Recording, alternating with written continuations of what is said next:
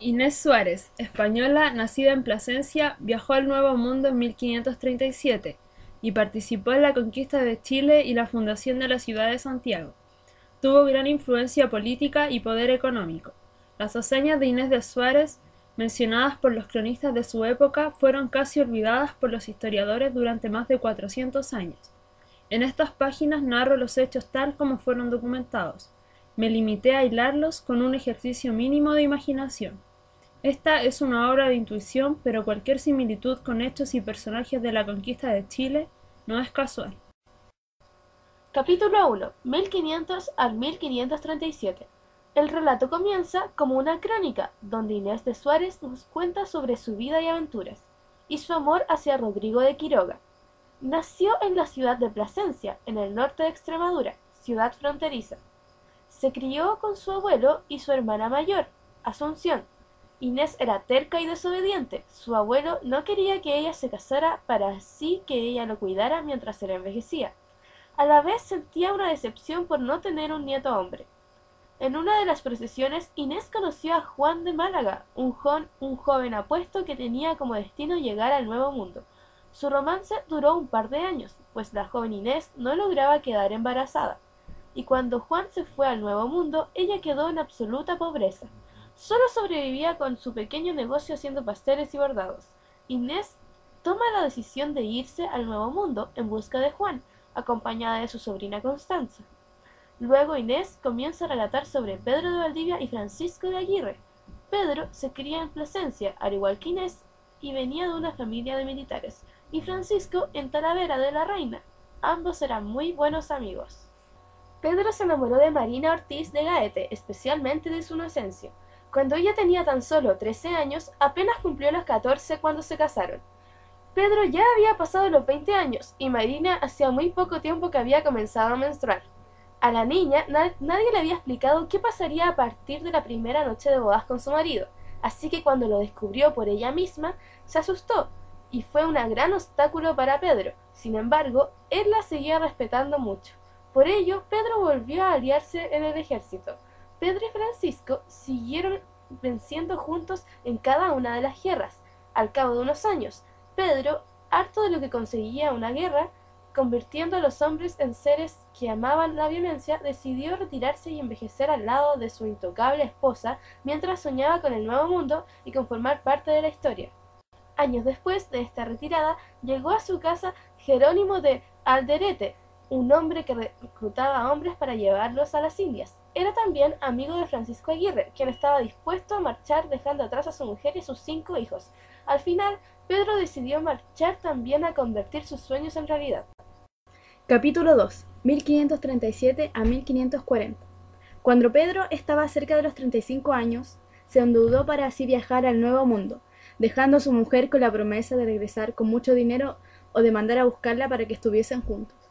Luego de varios meses de aventuras y miseria, llegó a Perú, con el objetivo de ayudar a Francisco Pizarro en su lucha contra los indios. Pero, para su sorpresa, tuvo que luchar contra españoles. Mientras los indios que allí se encontraban se divertían con esto. Fue uno de los momentos más vergonzosos en toda su carrera militar, y por la misma razón decide allí dirigirse a conquistar Chile. Mientras tanto, Inés seguía en busca de su esposo, aunque ya le habían asegurado que éste había muerto en una batalla. En este tiempo se ganaba la vida como costurera y curando a los heridos en Perú. Una noche, mientras Pedro de Valdivia se encontraba en una taberna, estudiando la forma en que llevaría a cabo su conquista de Chile, escuchó los gritos de un hombre que quería secuestrar a una viuda española. Cuando este hombre salió de la taberna, lo siguió y así conoció a Inés, salvándola de su secuestro. Fue entonces el momento en que se enamoraron. Inés ya estaba convencida de que su esposo ya había muerto, y entre los dos prepararon, con muchas dificultades, su viaje a la conquista de Chile. En enero de 1540 comenzaron con el tan ansiado viaje. Capítulo 3. 1540 a 1541.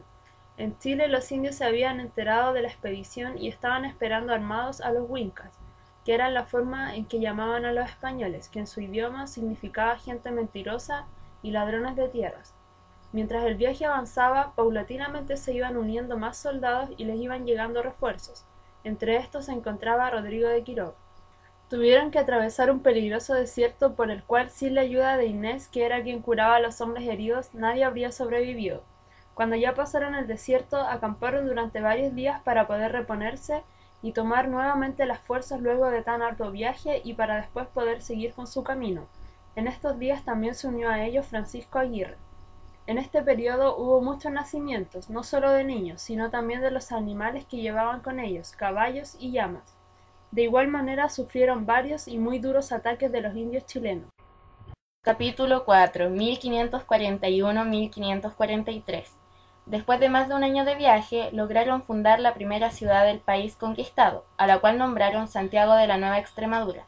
Desde allí comenzaron a construir sus casas, la capilla, empezaron a plantar para tener su propia cosecha y a criar sus animales, situación que a los indios no les parecía, pues ellos no deseaban que los españoles se quedaran allí para siempre, misma razón por la cual más tarde les pondrían sus limitaciones. Inés fue una parte muy importante para conseguir que esta ciudad progresara con éxito. Capítulo 5, 1543-1549. Hubo muchos años de penurias, pero al fin pudieron conseguir más refuerzos para enfrentarse contra los indios y provisiones necesarias para lograr sobrevivir. Santiago de la Nueva Extremadura comenzó poco a poco a prosperar y esto dio el paso a fundar nuevas ciudades como La Serena. Aún así, Pedro de Valdivia no se conformaba con la situación y deseaba conquistar aún más territorios. Pedro se fue a Perú sin despedirse de nadie, mucho menos de quien hasta el momento era su amante. Luego de esta situación, Inés de Suárez inició una especie de amistad amorosa con Rodrigo de Quiroga. Después de vencer en una guerra en Perú y obtener legalmente su título de gobernador de Chile, Pedro Valdivia fue sometido a un juicio por unos delitos que había cometido por compartir su cama con Inés, pues aunque ésta era viuda, él seguía casado. Aún así salió libre de todas las acusaciones que se le habían hecho, pero Inés no. Ella debía volver a España, aunque su única esperanza era un matrimonio. Así fue como decidió casarse con Rodrigo de Quiroga, el que estaba enamorado de Inés hace varios años. Pero como esta era la amante de su amigo gobernador, Pedro Valdivia, y lo mantenía como secreto. Luego de un tiempo formaron su propia familia, Rodrigo de Quiroga, Inés e Isabel, hija de Rodrigo de Quiroga. Capítulo 6, 1549 a 1553. En sus primeros meses casada con Rodrigo de Quiroga, Inés se ocupa de la casa. La comienza a decorar, amuebla, planta flores y árboles en su jardín. Se mantuvo lejos de las ocupaciones que tenía antes, con el objetivo de evitar a toda costa cruzarse con Pedro de Valdivia. Inés volvió a sus ocupaciones, pero ahora como una mujer casada y muy enamorada de su marido. Así es como refleja su sentir. Ella adoraba a la hija de Rodrigo Quiroga como si fuese su propia hija. Por otro lado, Pedro de Valdivia logra formar una alianza con los indios del norte de Santiago, luego de enfrentarse en varias y consecutivas batallas contra ellos, y en conjunto deciden vencer a los indios que se encontraban al sur, aunque había algo que nadie sospecharía. Mientras que Inés y Rodrigo de Quiroga e Isabel vivieron toda la vida juntos, hasta que la muerte los separó.